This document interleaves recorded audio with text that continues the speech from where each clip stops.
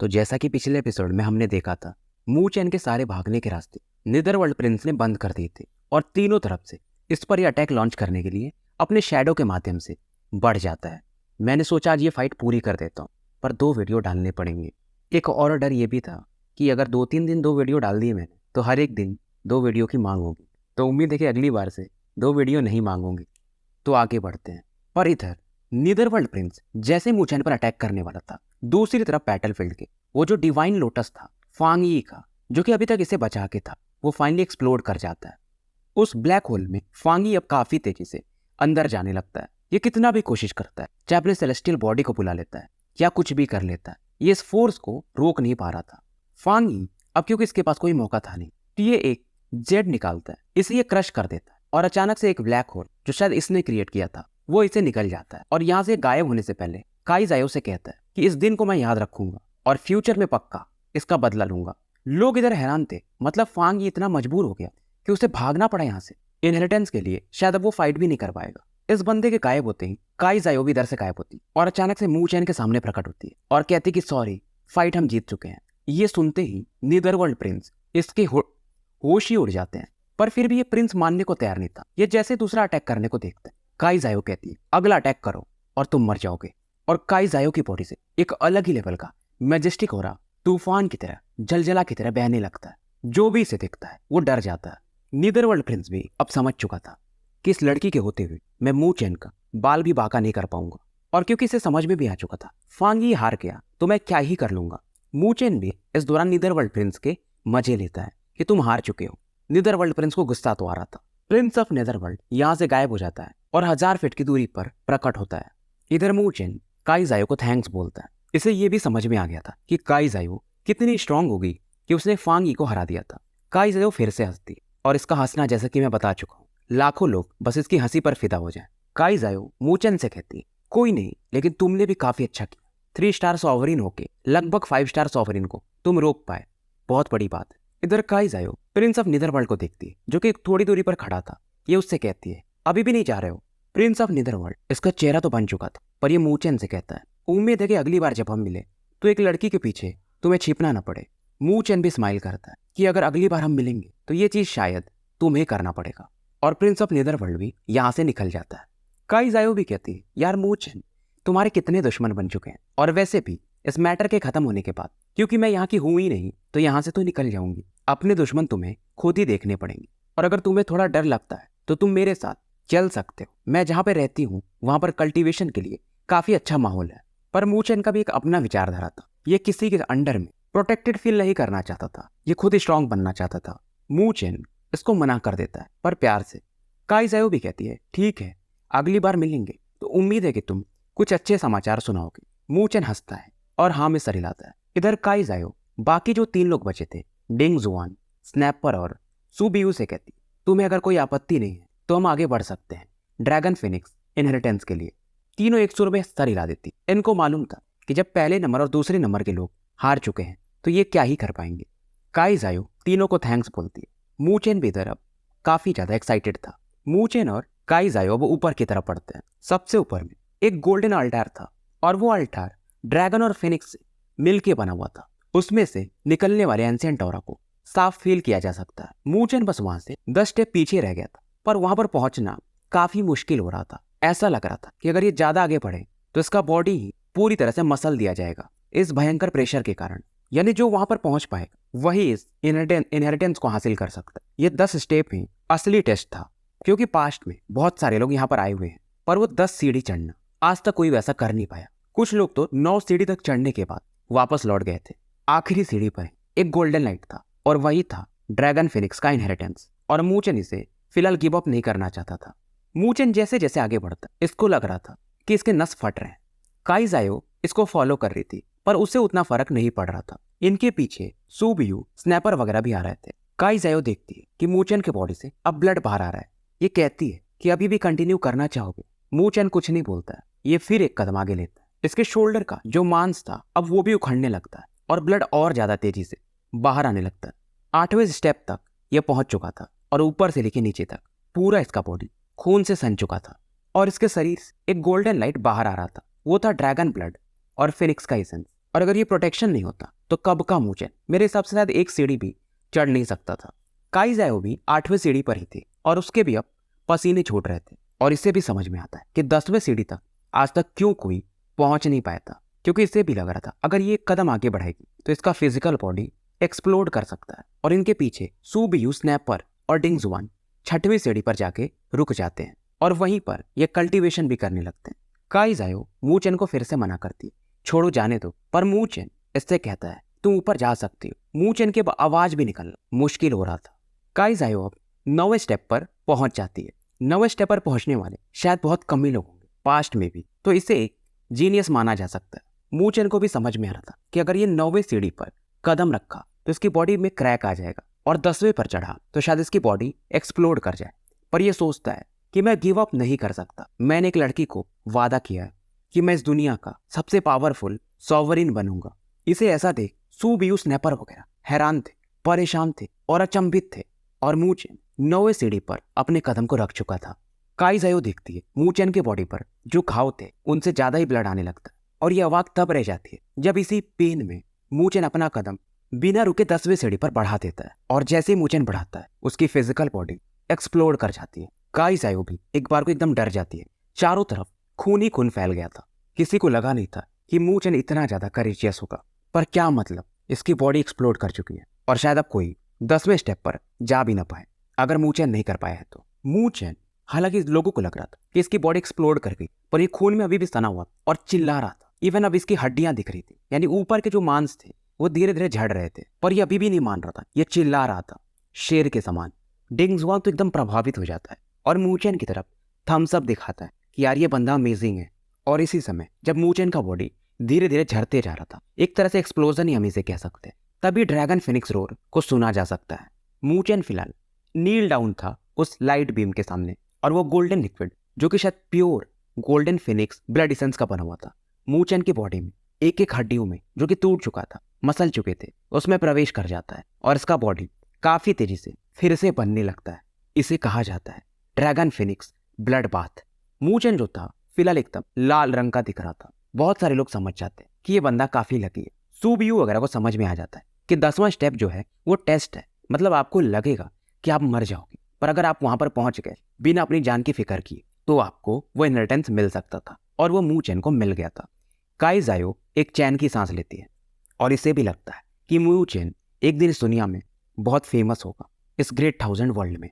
और जो कुछ ड्रैगन ब्लड एसेंस था वो फ्लो करते करते काई जाओ की बॉडी में, सूबियू की बॉडी में, बाकियों की भी बॉडी में एंटर कर जाता है। सभी लोग क्रॉस लेग बैठकर इस एसेंस को एब्जॉर्ब करने लगते हैं। इधर मूचेन को दिखाया जाता है जिसके चेस्ट पर एक गोल्डन फिनिक्स का सिंबल था। इसके जो पंख थे ऐसा लग रहा था वो जीवित हो गए हों।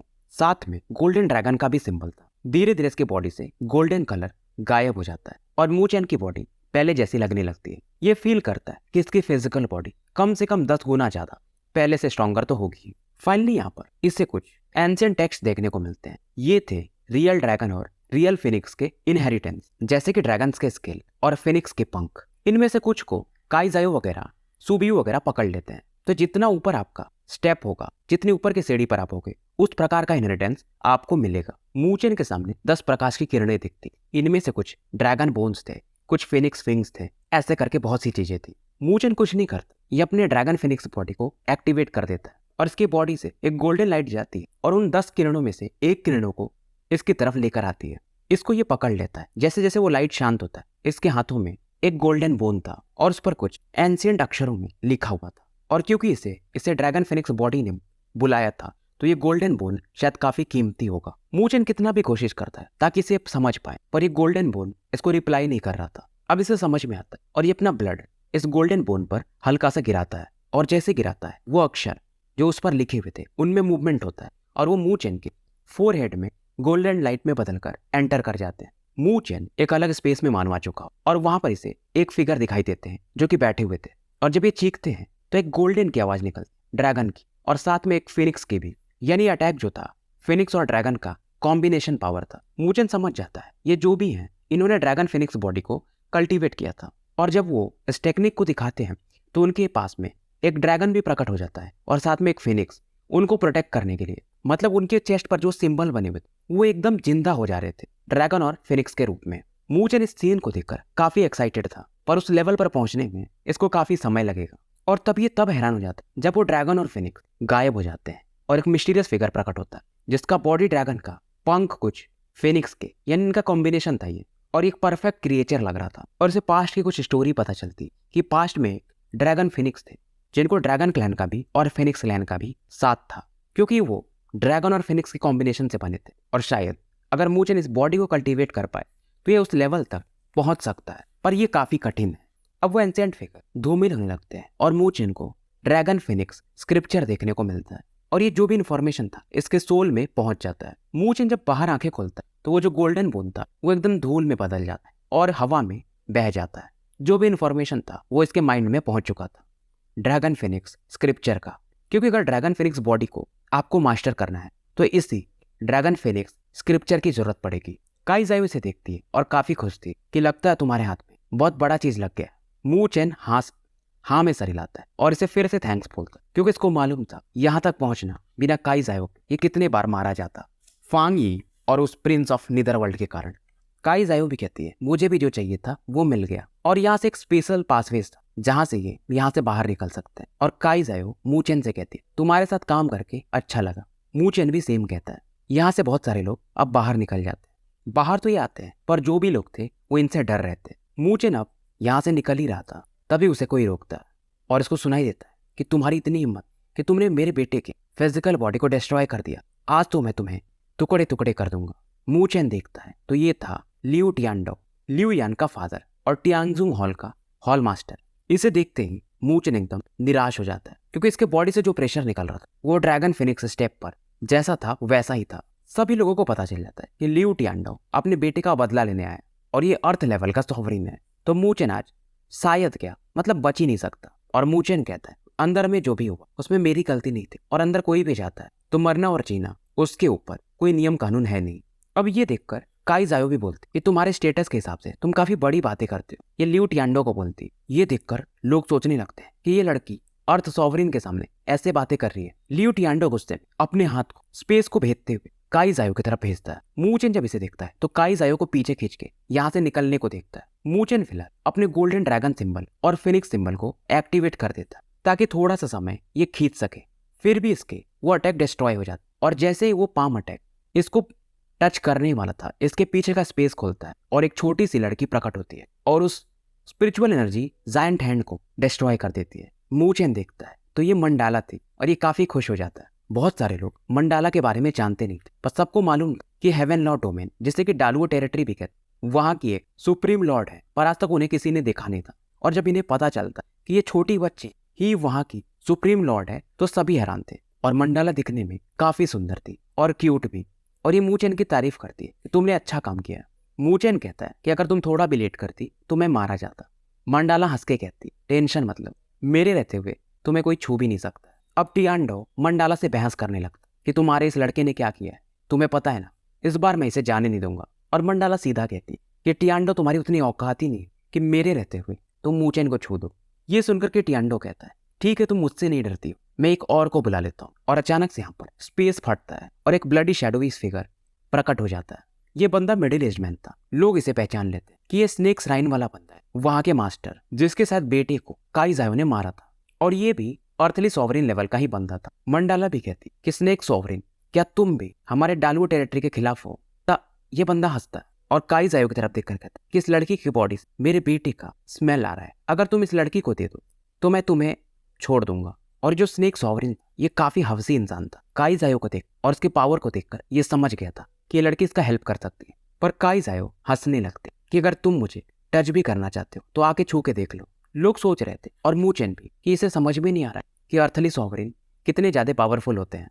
स्नेक सॉवरेन को गुस्सा आता है और स्पेस को कोलैप्स करके ये अचानक से गायब होते हैं और काई जायो के सामने प्रकट होते हैं। ये देख करके मूचेन का चेहरा पीला पड़ जाता है, पर काई जायो एकदम शांत थी। जैसे वो बंदा इसके हाथ को टच करने वाला था, काई जायो के हाथ में एक रेड टैबलेट आता है और इसे ये क्रश कर देती है। और जैसे ही क्रश करती चारों तरफ फ्लेम की लपटें छाने लगती हैं और ये फ्लेम काई जायो को चारों तरफ से घेर लेता है। इस फ्लेम में कई सारे कलर थे और ये फ्लेम जो भी देखते हैं वो समझ जाते हैं कि काफी प्योर है और इस दुनिया में इस लेवल का कोई फ्लेम ही नहीं है। मूचेन को भी समझ में आता है। मंडाला जब देखती है इस फ्लेम को तो चौंक जाती उस फ्लेम को देखकर ये भी हल्का सा प्रेशर फील करती है। इवन वो जो स्नेक सॉवरिन था वो भी पीछे हट जाता है। काई जायो बस अपनी उंगली को आगे बढ़ाता और ये फ्लेम काफी तेजी से ट्रैवल करता। हालांकि स्नेक सॉवरिन गायब होकर थोड़ा दूर हट गया था, फिर भी ये फ्लेम उसको चारों तरफ से घेर लेता है। स्नेक सॉवरिन अपनी बॉडी को अपने स्पिरिचुअल एनर्जी से प्रोटेक्ट करने लगता, पर कभी भी अपने स्पिरिचुअल एनर्जी को यूज करता था वो कलरफुल फ्लेम उसे डिस्ट्रॉय कर देते थे। अब ये रेड फॉग से अपनी बॉडी को कवर कर लेता है, जिसको लेकर ये काफी प्राउड इन नेचर का था। और जैसे इसका पॉइजन बैरियर टच में आता है कलरफुल फ्लेम के, ये भी ध्वस्त हो जाता है और ये कलरफुल फ्लेम अब इस बार स्नेक सॉवरिन की बॉडी को जलाने लगते। स्नेक सॉवरिन चीखने लगता है। स्नेक सॉवरिन अपनी बॉडी को एक्सप्लोड कर देता और वहां से सामने वाले स्पेस में प्रकट होता है। ऊपर की इसकी पूरी बॉडी तो ठीक थी, पर नीचे का बॉडी पूरी तरह से खून में सना हुआ था। यहाँ पर जो भी लोग थे, इवन वो लियो टियांडो, वो भी हैरान था कि क्या पावर है ये और ये लड़की कौन है। इवन अर्थली सॉवरिन मास्टर उस फ्लेम का कुछ नहीं कर पा रहा है। स्नेक सॉवरिन भी अब हकलाते हुए पूछता है कि कौन हो तुम। इसके अंदर जो भी किलिंग इंटेंट था वो दब चुका था।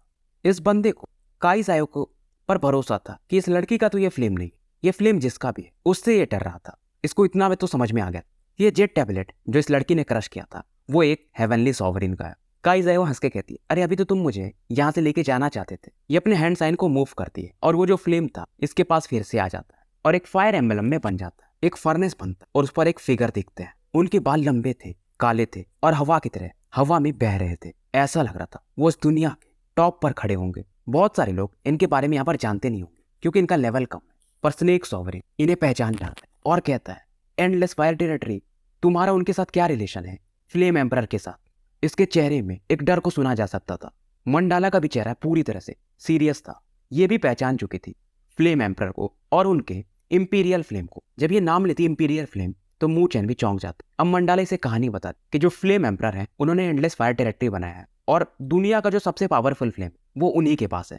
और यह तुम ये भी कह सकते हो कि इस दुनिया की जितनी भी फ्लेम है उसे फ्लेम एम्परर ही कंट्रोल करते हैं। अगर काई जायो स्नेक सॉवरिन के प्रश्न को सुनकर हंसने लगती है और कहती है, फ्लेम एम्परर, अरे वो तो मेरे फादर हैं और तुम मुझे लेके जाना चाहते थे बिना उनके परमिशन के। और ये काई जायो एकदम मजा लेते हुए कहती है। अब ये बात जब सबको पता चलती है कि काई जायो फ्लेम एम्परर की बेटी है तो सभी एकदम अवाक रह जाते हैं। इस दुनिया में वैसे तो बहुत सारे हेवनली सॉवरिन हैं, पर जो फ्लेम एम्परर है या मार्शल एंसेस्टर, इनका लेवल अलग है। ये इस दुनिया के टॉप पर खड़े हैं और इनके आसपास कुछ ही लोग कहे जा सकते हैं जो इनके बराबर माने जा सकते हैं। काई जायो कहती, अगर तुम कहो तो मैं अपने फादर से इस विषय में बात कर सकती हूँ। स्नेक सॉवरिन हंसने लगता, कहता कि मेरे से गलती हो गई। स्नेक सॉवरिन अब यहाँ से भाग जाता है। मू चैन भी इधर एकदम अवाक था कि ये काई जायो ये फ्लेम एम्परर की बेटी है। मंडेला भी कहती, फ्लेम एम्परर का तो कोई जवाब ही नहीं है। लियो टियांडो उसका तो चेहरा ही बन चुका था और इधर मंडेला भी टियांडो के मजे लेने लगती कि तुम्हारा वो साथी वो तो भाग गया, अब तुम क्या करने वाले हो? टियांडो कहता है, टेंशन नहीं है मंडेला, मुझे इतना पता है कि तुमने बहुत सारे लोगों को नाराज किया है, जैसे कि neither world palace, divine pavilion. तो एक बड़ा वॉर होगा तो वहां पर तुम्हें खुद पता चल जाएगा। अगर हमारा स्काई प्रोफाउंड सेक्ट या टियांगजुआन हॉल डिस्ट्रॉय भी हो गया तो भी क्या फर्क पड़ता है, हम इस बार तुमसे बदला लेंगे। मंडेला भी कहती है, ठीक है तब का तब देख लेंगे। टियांडो इधर मू चैन को एक लुक देता है और यहाँ से गायब हो जाता है। मू चैन इस तरह मंडेला से उस मैटर के बारे में पूछती। मंडेला कहती है, बिग हंटिंग वॉर शुरू होने वाला है और ये लोग हमारे हेवन लॉ डोमेन को डिस्ट्रॉय करने की कोशिश करेंगे, पर टेंशन नहीं है। इधर काई जायो मंडेला को स्माइल देती है और रिस्पेक्ट दिखाती है और मू चैन से कहती है, अब मैं जा रही हूँ। काई जायो कहती है, अब तो तुम्हें पता भी चल गया कि मैं फ्लेम एम्परर यानी एंडलेस फायर टेरिटरी की हूँ, तो क्या तुम चलना चाहोगे? मंडेला भी अब मू चैन की तरफ देखती है। मू चैन अवाक रह जाता क्योंकि इसको सेम रिक्वेस्ट लिनजिंग ने भी दिया था जो कि लिंगडोंग की बेटी है, पर मू चैन ने तब भी मना कर दिया था। काई जायो समझ जाती है कि ये लड़का क्या सोच रहा है और ये खुद ही कहती, कोई नहीं, अगली बार हम मिलेंगे तो मैं भी देखना चाहूंगी तुम किस लेवल पर पहुंचे रहते, मुझे निराश मत करना। और ये फिर यहाँ से गायब हो जाती है। इसके जाने के बाद मंडेला कहती कि तुमने इतना बड़ा प्रस्ताव ठुकरा क्यों दिया?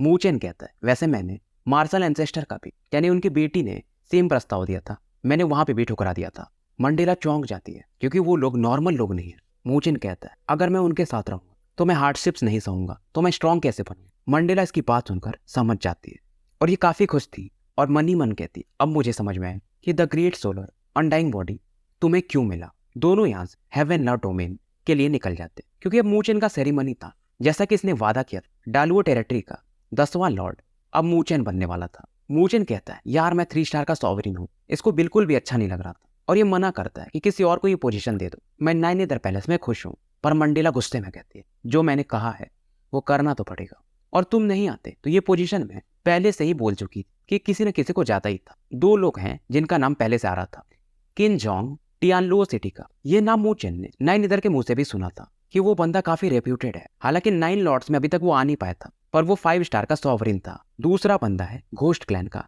कियो टाइन, और ये बताती है कि क्वीन जोंग तो ठीक है, लॉयल भी है, पर ये जो टाइन है ये थोड़ा ज्यादा ही एम्बिशियस है। और मुझे इतना भी पता चला कि वो टियांगजुन हॉल के साथ कुछ गड़बड़ भी कर रहा है। पर ये बताती है कि एकदम ठोस एविडेंस नहीं है, इसलिए अभी तक इन्होंने उसका कुछ किया नहीं है। और ये मूचेन को बताती है कि जब मैं तुम्हारा राज तिलक करूंगी तो पक्का है कि टाइन आएगा, तो मैं क्वीन जोंग को बोलूंगी कि उससे फाइट करे। अगर वो हार गया तो तुम्हें उससे फाइट करना पड़ेगा, तो अभी तुम 10th लॉर्ड बन पाओगे। मंडाला कहती है उसके बाद तुम जो बोलोगे मैं तुमको वो चीज दे दूंगी। मूचेन कहता है, ये स्क्रॉल बढ़ाता है और कहता है कि इसमें से कुछ चीजें जो मुझे चाहिए होंगे। और इनको देखते हैं मंडाला जब पढ़ती है तो वो अवाक रह जाती है। उसमें लिखा हुआ था 10 बूंद प्रीमोर्डियल हाइड्रा का ब्लड एसेंस, 10 बूंद स्काई डेवरिंग स्वालो का ब्लड एसेंस और 10 बूंद वॉइड बीस्ट का ब्लड एसेंस। ये बोलते मजाक कर रहे हो, वो प्रीमोर्डियल बीस्ट है, उनका ब्लड काफी एक्सपेंसिव होता है और इधर मिलेगा भी नहीं, और तुम्हें चाहिए क्यों? मूचेन इसको बोलता है कुछ जरूरी मिशन है। मंडेला कहती है यार तुम बहुत दूर हो, और कहती है ठीक है 10वें लॉर्ड बन जाओगे तो ये चीजें मैं कैसे भी जुगाड़ दूंगी। और मूचेन मन ही मन सोचता है कि बस वो क्वीन जोंग टाइन को हरा दे तो मुझे फाइट करना ही नहीं पड़ेगा। मूचेन इधर अब वापस पहुंच चुका था, और जब से मंडेला ने 10वें लॉर्ड के लिए मूचेन का नाम डाला था, बहुत सारे लोग क्योंकि इसका विरोध तो नहीं कर सकते थे, पर उन्हें अच्छा भी नहीं लग रहा था। वहीं नीदर पैलेस वाले काफी ज्यादा एक्साइटेड थे, और इधर मूचेन का हल्ला भी हो चुका था कि नॉर्दर्न टेरिटरी में ड्रैगन फिनिक्स रिफ्ट में मूचेन ने इनहेरिटेंस भी हासिल कर लिया है, और ये खुशी 2 दिनों तक चलती है। मूचेन इधर आराम से मजे कर रहा था, और इस दौरान ये एक लड़की को याद कर रहा था चांद को देखकर कि इतने समय बीत गए, लुओली तुम कैसी होगी, क्योंकि इसने लुओली को वादा किया था कि वो क्वीन है और एक दिन ये उसका नाइट बनेगा जो हमेशा उसको प्रोटेक्ट करेगा। तभी मूचेन को नाइन इधर की आवाज सुनाई देती है, लगता है तुम अपनी लवर को याद कर रहे हो। और ये कहती है मेरे पास 2 न्यूज है जिसमें तुम इंटरेस्टेड हो सकते हो, और ये बताती है कि क्वीन जोंग और टाइन का मैंने पूरा न्यूज निकाल लिया है। मूचेन कहता है ठीक है, ये दूसरा न्यूज बताओ। ये बोलती वो थोड़ा सा गड़बड़ है, और ये वेस्टर्न किंगडम से आ रहा है। वेस्टर्न किंगडम का नाम सुनते ही मूचेन थोड़ा सा अवाक रह जाता है, क्योंकि वेस्टर्न किंगडम में ही लुओ गॉड क्लैन आता था, और मूचेन फिलहाल जहां पर है ये है टियान लुओ कॉन्टिनेंट, जो कि वेस्टर्न किंगडम से काफी दूर है। और नाइन निदर कहते उस न्यूज को निकालने के लिए मुझे अच्छा खासा पैसा खर्च करना पड़ा, सुनना चाहोगे? अब ये बताती है कि मुझे जितना न्यूज मिला है ब्लड गॉड क्लैन वाले काफी ज्यादा अटैक कर रहे हैं लुओ गॉड क्लैन पर। हालांकि तुम्हारी वो छोटी साथी इन अटैक को आराम से संभाल ले रही है, पर उस पर बर्डन काफी ज्यादा है, और अगर उसके ग्रैंडफादर नहीं होते तो कब का लुओ क्लैन शायद समाप्त भी हो जाता। पर मूचेन जब ये सब सोचता है कि लुओली लगातार फाइट कर रही है तो इसके दिल में थोड़ा दर्द होता है कि उस पर बर्डन बहुत ज्यादा है। और हर बार जो ये बैटल होता था blood God clan, normal battle थोड़ी था, बहुत सारा ब्लड बात होता था। और मूचेन सोचता है अभी भी मैं उतना पावरफुल नहीं हूँ। नाइन निदर कहती टेंशन मत लो मूचेन, मुझे तुम पर विश्वास है कि तुम एक दिन इस दुनिया के मैचलेस मास्टर बनोगे। अब मूचेन हंस के कहता है उन दोनों का न्यूज बताओ। अब मुझे क्योंकि 10th लॉर्ड बनना ही है तो ध्यान तो देना पड़ेगा। तो स्टोरी यहीं पे समाप्त करते हैं, और चैनल को ज्यादा से ज्यादा लाइक और सब्सक्राइब करो, वीडियो को शेयर करो ताकि थोड़ा सा व्यूअरशिप बढ़ सके।